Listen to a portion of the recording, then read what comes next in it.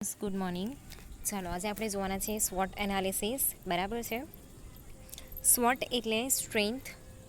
બરાબર. સ્વોટનો સ્પેલિંગ જો SWOT. બરાબર છે. તો S એટલે સ્ટ્રેન્થ, W એટલે વીકનેસીસ, બરાબર, O એટલે ઓપોર્ચ્યુનિટી અને T એટલે થ્રીટ્સ એટલે કે ધમકીઓ, ડર લાગવો એ પણ એની અંદર જ આવે કે લાઈક આપણે આટલાનું ઇન્વેસ્ટમેન્ટ કર્યું તો આ વસ્તુ ચાલશે કે નહીં ચાલશે, બરાબર, તો એને બી થ્રીટ્સ કહેવાય. ઓકે.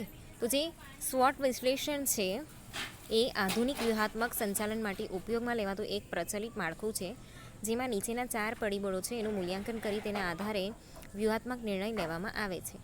ઓકે. તો એની અંદર જે ક્ષમતાઓ છે એ મર્યાદાઓ, તકો અને ધમકીઓ, બરાબર છે, એ વસ્તુ જે છે એ ઇન્ક્લુડ અહીંયા થાય છે. ઓકે. તો એમાં આવે છે કે આ પૈકી તેઓનું જે મૂળભૂત સ્વરૂપ છે એ નીચે પ્રમાણે છે, એટલે કે સ્ટ્રેન્થ, વીકનેસ, ઓપોર્ચ્યુનિટી અને થ્રીટ્સ જે છે, બરાબર છે, એમાં કેવું છે કે એક્સટર્નલ એન્વાયરમેન્ટ અને ઇન્ટરનલ એન્વાયરમેન્ટ એવી રીતે 2 પાર્ટમાં વેચાયેલું છે. જે તકો અને ધમકીઓ છે એ બાહ્ય પર્યાવરણ એટલે કે એક્સટર્નલ એન્વાયરમેન્ટ છે એની અંદર ફેરફારોમાંથી પરિણમે છે. તો જે બાહ્ય પર્યાવરણ છે એટલે એવી પરિસ્થિતિ કે જેમાં કંપનીના સંચાલકો પોતાના નિર્ણયો દ્વારા કોઈ અસર પાડી શકતા નથી. ઉલટાના આવા પર્યાવરણનો જે અભ્યાસ કરીને તેની સાથે અનુકૂલન સાધવાનો અહીંયા પ્રયત્ન કરવામાં આવે છે. જેમ કે રાષ્ટ્રીય આવક અને બચત દરમાં વધઘટ, સરકારી કાયદાઓ દ્વારા ધંધાકીય પ્રવૃત્તિને પૂરા પડાતા પ્રલોભનો કે લાદવામાં આવતા અંકુશો. આથી ઉલટું ક્ષમતાઓ અને મર્યાદાઓ એ કંપનીના આંતરિક પર્યાવરણ એટલે કે ઇન્ટરનલ એન્વાયરમેન્ટ જે છે એની અંદરથી જન્મ લે છે. બરાબર છે. તો અહીંયા કેવી વસ્તુ છે કે જે ઓપોર્ચ્યુનિટી છે, બરાબર છે, અને જે બીક લાગે છે કે આપણે આની અંદર આટલી વસ્તુ ઇન્વેસ્ટ કર્યું તો એનું શું થશે, બરાબર છે, જે ટ્રીટ્સ છે. ઓકે. એ આખું બાહ્ય પર્યાવરણની અંદર એના જે ફેરફારો છે, બાહ્ય પર્યાવરણની અંદર જે ફેરફારો થાય છે ત્યાંથી એ પરિણમે છે. બરાબર છે. તો જે બાહ્ય પર્યાવરણ છે એની અંદર કેવું છે કે જે પણ પરિસ્થિતિ છે, બરાબર, કે જેની અંદર કંપનીના જે સંચાલકો છે, જે મેનેજમેન્ટની ટીમ છે, બરાબર છે, એ પોતાના નિર્ણયો દ્વારા અહીંયા કોઈ અસર પાડી શકતા નથી. બરાબર છે. એટલે અહીંયા કેવું છે કે જે પર્યાવરણ છે એનો અભ્યાસ કરીને તેને સાથે અનુકૂળતા સાધવાનો અહીંયા પ્રયત્ન કરવામાં આવે છે. બરાબર છે. જેમ કે રાષ્ટ્રીય આવક છે અને બચત દરના જે વધઘટ છે, બરાબર, જે રાષ્ટ્રીય આવક છે અને બચત દરની જે વધઘટ છે એમાં જે સરકારી કાયદાઓ દ્વારા ધંધાકીય પ્રવૃત્તિ છે એને પૂરા પડાતા જે પ્રલોભનો છે એ લાડવામાં આવતા અંકુશો. બરાબર છે. એના પછી છે કે અહીંયાથી સાવ ઊંધું જે વસ્તુ છે એ કે સ્ટ્રેન્થ અને વીકનેસીસ, બરાબર છે, એ આપણી અંદર હોય, જે ઇન્ટરનલ એન્વાયરમેન્ટ હોય ને ત્યાંથી એ જન્મે છે. બરાબર છે. હવે ઇન્ટરનલ એન્વાયરમેન્ટ એટલે કેવું છે કે કંપનીની અંદરનું જે તે ઓર્ગેનાઇઝેશન છે, બરાબર છે, એની અંદરનું એટમોસ્ફિયર, એની અંદરનું વાતાવરણ અને આપણે પોતે પણ કે આપણા જે વિચારો છે, બરાબર છે, એ બધી વસ્તુ ત્યાંથી જન્મે છે. તો આ જે પરિબળો છે એ કંપનીના અંકુશ હેઠળ હોય છે અને કંપની સંચાલકો પોતાના જે સંચાલકીય નિર્ણયો છે એના દ્વારા તેની અંદર ફેરફાર જે છે એ લાવી શકે છે. જેમ કે કંપનીની જે પેદાશ છે એ ઉપર સાચો જે નફો ગાળો હોય છે, બરાબર, કે કંપનીની જે રોકડ પ્રવાહિતા છે એ ખૂબ ઊંચી હોય, બરાબર છે. તો જે કર્મચારીઓ છે એનો જે કાર્યોત્સાહ છે એટલે કે જે મોરાલે છે, કામ કરવાનો જે ઉત્સાહ છે એને મોરાલે કહેવાય, બરાબર, એ ખૂબ નીચા પ્રકારનો હોય અથવા તો કંપનીને જે છે એ દૂરના સ્થાનીયકરણ, લોકેશનને કારણે વાહન વ્યવહારનો જે ખર્ચ છે એ મોટો ગેરફાયદો અહીંયા થતો હોય, બરાબર.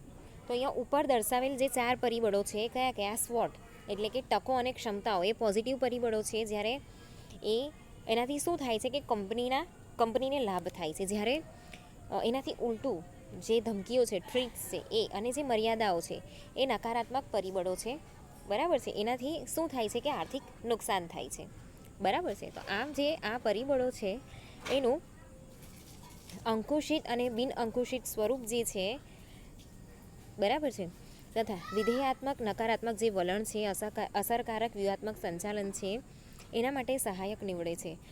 સ્વોટ વિશ્લેષણ અને સંચાલનીય નિર્ણય પ્રક્રિયાનું એક સભાન પાસું છે, જેમાં પર્યાવરણનું તલસ્પર્શી મૂલ્યાંકન છે એ કરીને જે તે પરિસ્થિતિમાં કંપનીને લાભદાયી હોય તે પ્રકારના ઇષ્ટ નિર્ણયો અહીંયા લેવામાં આવે છે. ઓપ્ટિમમ, બરાબર, એટલે કે જે યોગ્ય હોય એવું.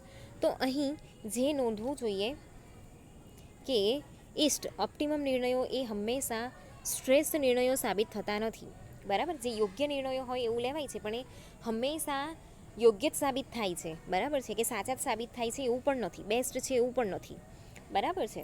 તો અહીંયા કેવું છે કે જ્યારે આ બધા પરિબળો પરિસ્થિતિની ઉપર જ્યારે અસર કરે છે ત્યારે અંકુશિત કે બિન અંકુશિત સ્વરૂપે કે હકારાત્મક કે નકારાત્મક રીતે એ કોઈને કોઈ રીતે મેનેજમેન્ટની જે આખી સિસ્ટમ ચાલે છે, બરાબર, આખું જે મેનેજમેન્ટ ચાલે છે ઉપરથી લઈને નીચે સુધીનું બધું જ, બરાબર છે, એને એ અસર કરતું હોય છે, બરાબર છે. અને આ જે વસ્તુ છે ને એનું આપણે એનાલિસિસ કરીને એકદમ નાનામાં નાનું એનાલિસિસ કરીને આપણે અહીંયા એક યોગ્ય ડિસિઝન પર આવી શકીએ છીએ, બરાબર. પણ એ જે ડિસિઝન છે એ બેસ્ટ જ હશે એવું પણ નથી, બરાબર છે. તો અહીંયા જે પણ પરિસ્થિતિ છે એનો અહીંયા આપણે યોગ્ય નિર્ણય આપણે લેવો જોઈએ, બરાબર છે. તો જે બદલાયેલી પરિસ્થિતિ છે ને એની અંદર જે નિર્ણય લેવાની જે વસ્તુ છે ને, બરાબર છે, એ ડિસિઝન મેકિંગ જે પ્રોસેસ છે ને, બરાબર છે, એ અહીંયા બહુ મેટર કરતી હોય છે, બરાબર. આગળના લેક્ચરમાં આપણે ડિસિઝન મેકિંગ જે છે એના વિશે આપણે જોઈશું.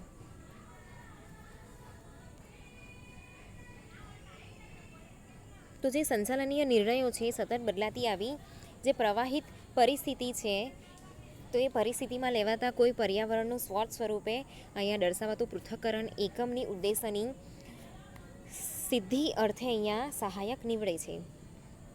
ઓકે, તો જે આધુનિક સ્પર્ધાત્મક સંચાલન છે એમાં સ્વોટ વિશ્લેષણ જે છે એ સંચાલનીય નિર્ણય પ્રક્રિયાનું એક અનિવાર્ય અંગ બની જાય છે. તો આવા સંયુક્ત અભ્યાસને અર્થતંત્ર, ઉદ્યોગ, કંપની એટલે કે ઇકોનોમી, ઇન્ડસ્ટ્રી અને કંપની એ વિશ્લેષણ તરીકે અહીંયા ઓળખવામાં આવે છે, બરાબર છે. તો અહીંયા આપણે લઈએ પહેલું કે તકો, બરાબર છે, ઓપોર્ચ્યુનિટી. તો જે ઓપોર્ચ્યુનિટી છે ને એ બાહ્ય એન્વાયરમેન્ટ છે એવી પરિસ્થિતિને સ્પષ્ટ કરે છે જે અર્થતંત્ર એટલે કે ઇકોનોમી, ઇન્ડસ્ટ્રી, બરાબર, એને સંબંધીએ હોય છે. તે બાહ્ય પર્યાવરણની જે પરિસ્થિતિ છે, બરાબર, એ તો જેમ કે દેશના આર્થિક વિકાસમાં ફેરફાર, રાષ્ટ્રીય આવક અને જે બચત દરના ફેરફારો છે, અર્થતંત્રમાં ઉદ્ભવતી તેજી મંદીની જે પરિસ્થિતિ છે, આયાત નિકાસની જે પરિસ્થિતિ છે, વિદેશી હુંડિયામણની જે પુરાંતમાં ફેરફાર તથા વિદેશી હુંડિયામણ દરની જે વધઘટ, વ્યાજ અને ફુગાવા દરના ફેરફારો, રાજકોષીય ખાધ અને કરવેરાની જે નીતિ છે, રાજકીય સ્થિરતા છે, બાહ્ય આક્રમણ, બરાબર, આંતરિક વિગ્રહોનો અભાવ, તો આ બધી જે કુદરતી આફતો છે એના જેવા જે અર્થતંત્ર વિષયક પરિબળો છે એના આધારે સરકારી કાયદા અને નીતિઓમાં પરિવર્તન આવ્યા કરે છે, જેની કંપનીની કમાણી ઉપર પ્રત્યક્ષ કે પરોક્ષ અસર થતી હોય છે. તે જ પ્રમાણે પેદાશ માંગમાં વધઘટ, નવા સ્પર્ધકોનો પ્રવેશ અથવા વર્તમાન સ્પર્ધકોની હકાલપટ્ટી, કાચા માલ અને અન્ય સાધનો, વીજળી, રેલવે સેવા, તાર ટપાલ, સંદેશા વ્યવહારની સેવા, બરાબર, તો એ બધી વસ્તુ છે વ્યાપક રીતે અહીંયા ફેરફાર થતો હોય છે. તો જેવી ઉદ્યોગ સંબંધી ઘટનાઓ છે, બરાબર, તો એ ઘટનાઓથી પણ કંપનીની નફા શક્તિ પર અસર પડતી હોય છે. તો આવા જે પરિબળો છે એના ઉપર કંપની સંચાલકો અંકુશ ધરાવી શકતા ન હોય તેને બિન અંકુશિત પરિબળો ગણવામાં આવે છે. તો આવી જે બાહ્ય પરિસ્થિતિ છે, બરાબર છે, એમાં થતા જે ફેરફારો છે એની સાથે એકમના જે સંચાલકો છે, બરાબર, એકમના જેટલી બી સંચાલન એટલે કે મેનેજરિયલ જેટલી બી વસ્તુ છે એને અહીંયા જે એડજસ્ટમેન્ટ છે એ કરવું પડે છે, બરાબર છે. એટલે કેવું છે કે રાજકીયથી લઈને દેશની અંદર જેટલા બી ચેન્જીસ થાય છે, ઓકે, એ બધી વસ્તુને આપણે અહીંયા કન્સિડર કરીએ તો એની અંદરથી આપણને ઓપોર્ચ્યુનિટી જે છે એ મળે છે. બરાબર છે. તો એની અંદર જે બાહ્ય પરિસ્થિતિની અંદર જે ફેરફારો આવે છે એને આધારે આપણે અહીંયા એડજસ્ટમેન્ટ કરવાનું છે. તો જે એકમ છે એની વર્તમાન પરિસ્થિતિના અનુસંધાનમાં આવા ફેરફારો એકમ માટે લાભદાયી પુરવાર થતા હોય તો તેને ઓપોર્ચ્યુનિટી તરીકે ઓળખવામાં આવે છે. જેમ કે સરકાર દ્વારા પછાત વિસ્તાર એટલે કે બેકવર્ડ એરિયા કે બિન ઉદ્યોગ વિસ્તાર નો ઇન્ડસ્ટ્રી એરિયામાં ઉદ્યોગ સ્થાપવા માટે રોકડ સહાય એટલે કે કેશ સબસિડીનું પ્રલોભન પૂરું પાડવામાં આવે છે. તો જે ઉદ્યોગ સાહસિકો છે એ પોતાના ધંધાની સ્થાપના કે વર્તમાન એકમનું વિસ્તરણ કે વૈવિધ્યકરણ માટે નાખવામાં આવતું નવું કારખાનું આવા કારખાનામાં ઊભું કરવામાં આવે તો આ પ્રકારની જે પરિસ્થિતિ છે એને તક તરીકે મૂલવવામાં આવે છે. જેમ કે ગુજરાતના Nirma chemicals limited, Torrent industry કે કેડિલા ગ્રુપ દ્વારા કલોલ, છત્રાલ, ચાંગોદર, ધોળકા જેવા વિસ્તારોમાં ઉદ્યોગો સ્થાપીને આવી જે તકો છે એનો લાભ લેવાનું પસંદ કરવામાં આવ્યું છે. બરાબર. નેનો કારવાળાએ બી આપણે ત્યાં નાખેલું જ છે ને, મતલબ જેવી પરિસ્થિતિ છે ને એ પ્રમાણે અહીંયા ચેન્જીસ કરીને ઓપોર્ચ્યુનિટી જે છે આપણે અહીંયા લેવાની છે. બરાબર છે. ચાલો એના પછી જોઈએ આપણે થ્રીટ્સ, ધમકીઓ, ટ્રીટ્સ. તો આપણે ઉપર જોયું એ પ્રમાણે ટ્રીટ્સ જે છે ઓપોર્ચ્યુનિટી અને ટ્રીટ્સ, બરાબર, એ બંને બાહ્ય પર્યાવરણમાં ફેરફાર થાય એની અંદરથી આપણને મળે છે. તો ત્યાંથી આપણને ઓપોર્ચ્યુનિટી બી મળે છે અને કેવું છે કે બીક છે, ધમકીઓ છે, એવી રીતે પણ એ આપણને મળતી હોય છે. તો જ્યારે પરિસ્થિતિ બદલાય અને એની અંદર કેવું છે કે ચેન્જીસ આવે, લાઈક અત્યારની પરિસ્થિતિ, બરાબર, એ બાહ્ય વાતાવરણની અંદર જ આવે. લોકડાઉન થયું, કોરોનાની પરિસ્થિતિ ઊભી થઈ, બરાબર છે, આપણને કેટલું બધું સાવચેતી રાખવાનું કહેવામાં આવે છે. તો વન ટાઈપ ઓફ અ થ્રીટ જ છે, બરાબર છે.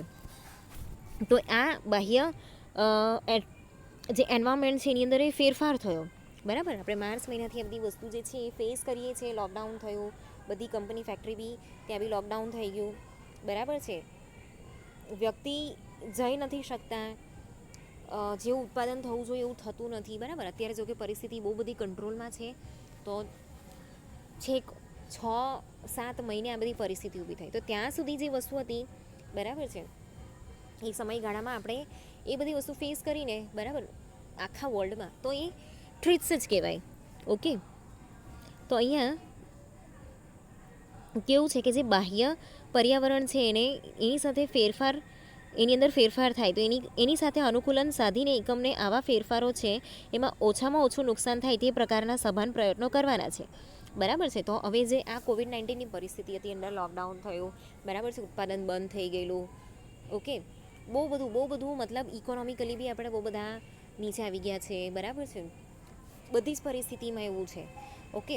તો લાઈક એની અંદર કેવું છે કે એની અંદર આપણે ઓછામાં ઓછું નુકસાન થાય ને એવી પરિસ્થિતિ આપણે ઊભી કરવાની છે, બરાબર છે. કેમ કે કેવું છે કે અત્યાર સુધી આપણે જે જોયું ને એની અંદર આપણે બહુ બધું ડેવલપમેન્ટ જોયું. તો કદાચ આ બી એક ફેઝ હશે કે આપણે આની અંદરથી શું શીખીએ, બરાબર છે. તો આજે ટ્રીટ્સ એની અંદરથી શીખો કે આપણે આની અંદર શું કરી શકીએ, બરાબર, એને કેવી રીતે કંટ્રોલ કરી શકીએ, એમાં કેવી રીતે આપણે ધીરજ રાખી શકીએ, બરાબર છે. તો જેમ કે સરકાર દ્વારા દર વર્ષે જાહેર થતા એક્સાઇઝના જે દરો છે કે એક્સાઇઝ પાત્ર પેદાશો છે એની અંદર જો કંપનીની પેદાશોનો સમાવેશ થતો હોય અને તેને કારણે કંપનીની જે નફાકારકતા અને સ્પર્ધાત્મક શક્તિ છે એના પર ગણનાપાત્ર અસર થતી હોય તો તેવી પરિસ્થિતિમાં પોતાની જે પેદાશ કક્ષા છે એટલે કે પ્રોડક્ટ રેન્જ છે, બરાબર, એમાં જરૂરી પરિવર્તનો જે છે એ લાવીને આવા જે ફેરફારો છે એનાથી નિપજતી પ્રતિકૂળ અસરોને આપણે તીવ્રતા જે છે એની ઘટાડી શકીએ છીએ. ઓકે. એના પછી છે ક્ષમતાઓ, બરાબર, એટલે કે સ્ટ્રેન્થ. તો કંપનીની જે નફાકારકતા છે અને જે સ્પર્ધાત્મક શક્તિ છે એના પર કેટલાક આંતરિક પરિબળો છે ને એ અસર કરતા હોય છે, બરાબર છે. જેમ કે એ કયા હોઈ શકે કે એનું જે અર્થતંત્ર છે એ, ઇન્ડસ્ટ્રી, કંપની, બરાબર છે, એ એનાલિસિસ કરીને આપણે જે કંપની છે એ પાસાને આપણે જે ઉત્પાદન ક્ષમતા છે એટલે કે કોર કોમ્પિટન્સ, કંપનીની ઉત્પાદન ક્ષમતા એ કોના લીધે હોય? એક તો એનો જે મેનેજમેન્ટ બરાબર ચાલતું હોય, કોણ ચલાવે છે? Human resources. તો હ્યુમન રિસોર્સિસ જે છે એને બહુ સારી રીતે અહીંયા સંભાળવામાં આવતા હોય, મતલબ એ લોકોને ઓપોર્ચ્યુનિટી આપવામાં આવતી હોય, એ લોકોને ડેવલપમેન્ટની ઓપોર્ચ્યુનિટી આપવામાં આવતી હોય, તો ત્યારે આ વસ્તુ જે છે એ સારી રીતે ચાલતું હોય. તો કંપનીનું જે કાર્યકારી પ્રભુત્વ એટલે કે ઓપરેટિંગ કંટ્રોલ, જો મેં તમને પહેલાં જ કીધું, એની અંદર સુપરવાઇઝર, મેનેજર, કે એ એક્ઝિક્યુટિવ બધા જ આવી જાય, બરાબર છે. પછી માર્કેટિંગ અને વિતરણ માર્ગો સંબંધી જે પરિસ્થિતિ છે એ, માહિતી સર્જનની જે ઝડપ અને વ્યાપની જે ક્ષમતા છે એ, નાણાકીય ક્ષમતાઓ જે છે એ, બરાબર છે. અને માનવ સાધનોની જે અસ્ક્યામતી સ્વરૂપે, એટલે કે હ્યુમન રિસોર્સિસ જ, ઓકે. કંપનીની જે પેદાશની બ્રાન્ડ ઇમેજ છે કે બ્રાન્ડ વફાદાર ગ્રાહકોની જે ફોજ છે, એવા પરિબળો છે એનો સમાવેશ અહીંયા થાય છે. તો જે આંતરિક પરિબળો છે એ પૈકી જે પરિબળોની ફેરફારોની કંપની ઉપર અહીંયા સાનુકૂળ અસર વર્તાય તો તેવી પરિસ્થિતિને ક્ષમતાઓ તરીકે અહીંયા ઓળખવામાં આવે છે, બરાબર છે. તો એના પછી આપણે લઈએ મર્યાદાઓ, એટલે કે વીકનેસીસ. તો જ્યારે આંતરિક પરિબળોના ફેરફારો કંપની માટે પ્રતિકૂળ સાબિત થતા હોય તેવી પરિસ્થિતિને જે આપણે મર્યાદાઓ કહીએ છીએ, એટલે કે વીકનેસીસ તરીકે અહીંયા ઓળખીએ છીએ. જેમ કે કંપનીના કર્મચારીઓનો નીચો જુસ્સો, કંપનીના કારીગરો પર મજબૂત મજૂર સંઘનો અસરકારક પ્રભાવ, કંપની દ્વારા અપનાવાતું વધુ પડતું યાંત્રિકીકરણ, બરાબર છે. એક હેતુક પ્રકારના યંત્રોનો ઉપયોગ જેવા બિનપ્રચલિતપણાની જે સંભાવના છે એ ખૂબ ઊંચા પ્રકારની હોય ત્યારે, બરાબર છે. તો આમ જે ક્ષમતાઓ અને જે ધમકીઓ છે એ કંપની સંબંધી જે આંતરિક વાતાવરણ છે એની પરિસ્થિતિ રજૂ કરે છે. ઓકે, એટલે અહીંયા કેવું છે કે પ્રતિકૂળ પરિસ્થિતિ હોય, આપણી જે કેટલીક મર્યાદાઓ છે, મર્યાદા આપણે દૂર કરવી જોઈએ. હવે જે કર્મચારી છે એને ટ્રેનિંગ નહીં આપવામાં આવતી હોય, બરાબર છે, કે એકને એક વસ્તુ કરીને એ લોકો થાકી ગયા હોય, કે એ લોકોને બહુ અંડર પ્રેશર રાખવામાં આવતા હોય, ઓકે. તો એ લોકોનો જે જુસ્સો છે ને અહીંયા ઓછો રહેતો હોય કામ કરવાનો, કે એ લોકો જે કામ કરે છે એને અપ્રિશિએટ નહીં કરતા હોય, વારે વારે કોઈ ખીજવાતું હોય, બરાબર.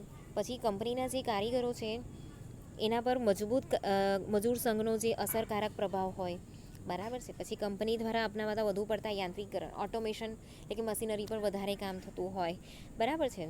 કે પછી મશીનરી જે છે એ ખાલી વન વેમાં જ કામ કરતી હોય, 2-3 વસ્તુનું કામ નહીં કરતી હોય, તો ત્યારે એ બધી મર્યાદાઓ જે છે એ ઊભી થાય છે, બરાબર. તો એ ઓબ્સ્ટિકલ બને છે અહીંયા, એના લીધે આપણી શું થાય છે કે જે સ્ટ્રેન્થ છે એ ઓછી થાય છે, ઓકે. તો આ થયું સ્વોટ એનાલિસિસ.